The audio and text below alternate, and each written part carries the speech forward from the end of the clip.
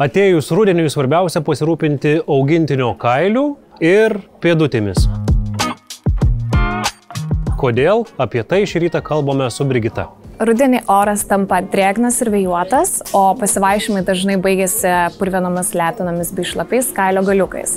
Šaltis ir sausas patalpų oras gali sausinti kailį, odą bei pėdutes, todėl ypatingai svarbu papildoma apsauga bei drėkinimas. Kaip geriausia apsaugoti pėdutes ir nosį nuo šalčio? Po pasivaikščiojimų verta naudoti balzamus, praturtintus natūraliomis veikliosiomis medžiagomis, tokiamis kaip kokosų aliejus, taukmedžio sviestas ir bičių vaškas. Šie ingredientai maitina ir minkština odą ir sukuria apsauginį barjerą nuo šalčio, drėgmės bei druskų. Vitaminas E ir pantenolis ramina sudirginimus, skatina odos gymo procesus ir neleidžia pėdutėms trūkinėti. O kaip pasirūpinti augintinio odą ir kailių?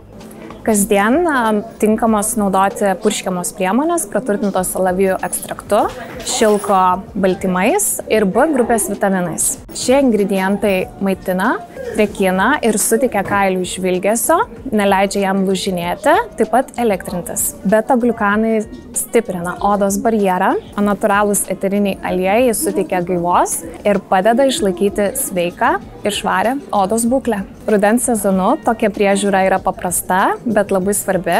Ji padeda išvengti nemalonių odos problemų, išlaikyti kailį gražų, pėdutes minkštas ir apsaugotas nuo aplinkos poveikio.